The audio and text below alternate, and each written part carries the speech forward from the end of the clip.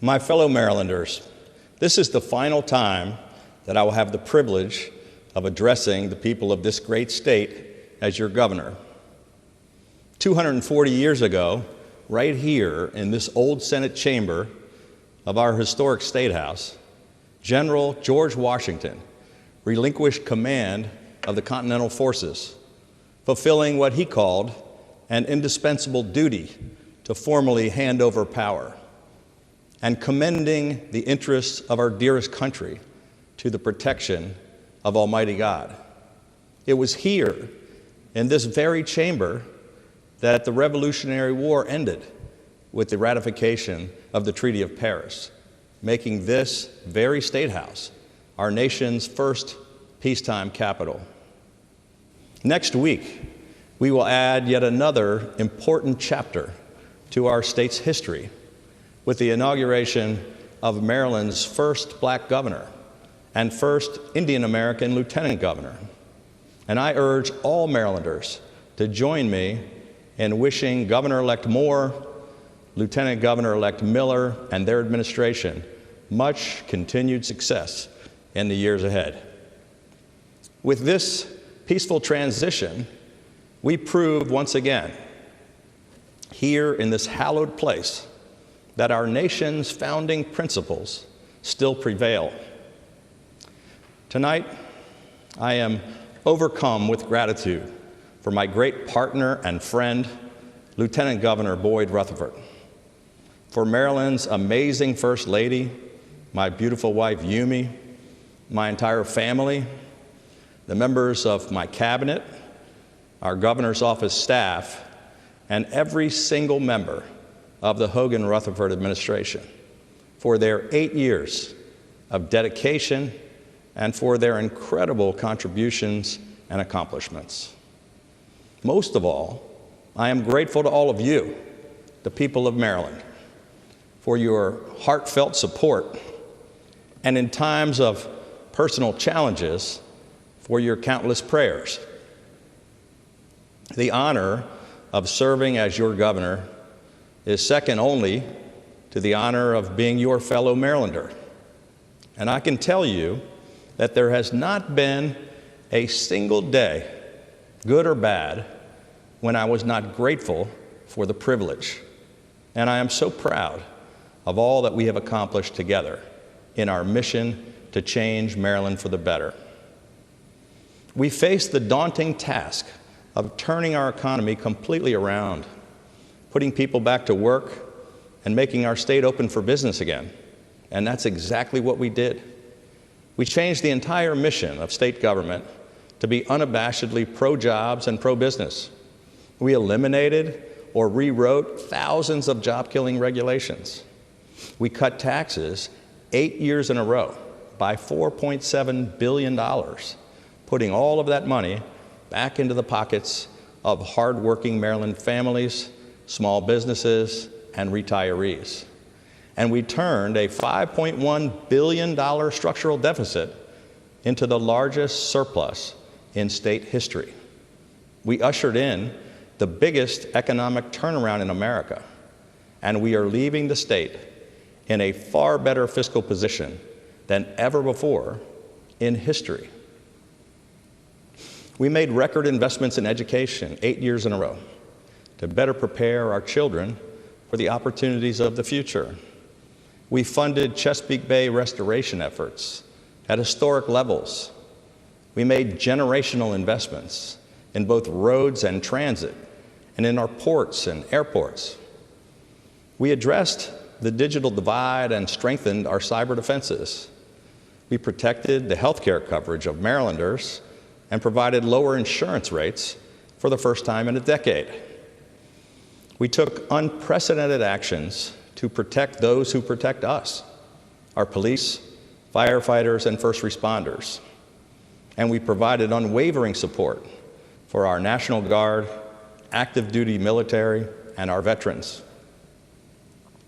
In the face of unforeseen challenges, we rose to meet them with strength and resolve. When the worst violence in 47 years erupted in Baltimore City, we allowed for peaceful protests but we immediately stopped the violence. When a once-in-a-century global pandemic upended lives and livelihoods, we marshaled a nation-leading health and economic recovery. These past 8 years have been a time of great accomplishment for our state. To put it simply, we did exactly what we said we would do. And I can honestly say that as I finish my second term, I have no regrets. But as always, in our democracy, there's some work that remains unfinished. Homicides and violent crime continue to surge in Baltimore City, and more must be done to get the most violent criminals off the streets. And while our administration led the fight for more accountability in the local school systems, more must be done to raise academic standards and to root out corruption and mismanagement, to ensure that every child in Maryland has access to a world-class education, regardless of what neighborhood they happen to grow up in. I call on leaders in both political parties to heed the will of the overwhelming majority of Marylanders and take urgent action to address these challenges. As I reflect on these consequential years in the history of our state, I am grateful not just for all that we've accomplished, but for the way we accomplished it. On that snowy day 8 years ago, when I stood on the steps of this State House to be sworn in as governor, I warned about the wedge politics and petty rhetoric being used to belittle adversaries and to inflame partisan divisions in America. I vowed that day that the politics that have divided our nation need not divide our state. And I'm proud to say that we kept that promise.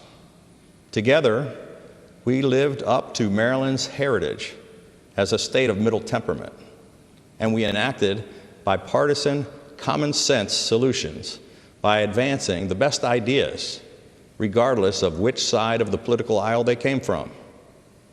And while divisiveness and dysfunction continue to paralyze Washington, just up the road from our nation's capital, here in Maryland, we have already shown a better path forward.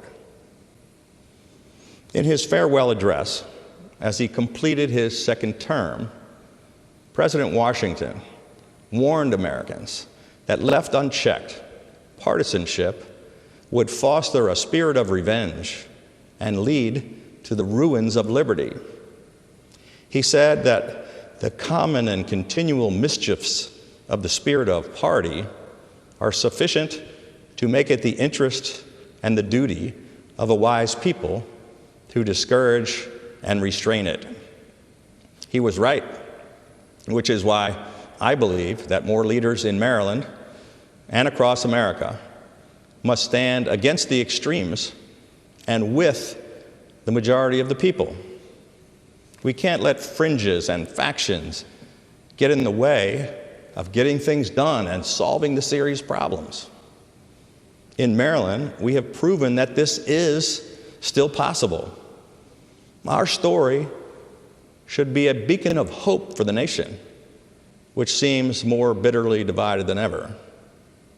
America truly is at a critical turning point, one in which the very fate of our democracy could be at stake. All of the performative politics and the angry, false rhetoric threaten not just to divide us politically, but to tear our country apart. Toxic politics will not restore America.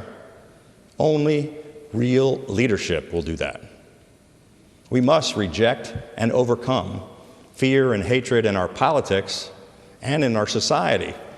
And we must work to rebuild the bonds of trust and respect among Americans. I recognize that this is a tall task, but we have already achieved the impossible. Tonight, in this sacred place, where the great experiment of American democracy was literally born, I will proudly say that my faith in this country and my optimism for her future has never wavered. And that's because of you, the people of Maryland, who I've had the good fortune to meet at ball games, businesses, and schools, downtowns, and main streets. I wish that all Marylanders and all Americans could see what I've been able to see up close every single day over these past 8 years. That deep down, there truly is far more that unites us than divides us. So this one last time, from the bottom of my heart, thank you and farewell. Serving you has been the honor of a lifetime. Together, we truly have changed Maryland for the better. May God continue to bless the great state of Maryland and the United States of America.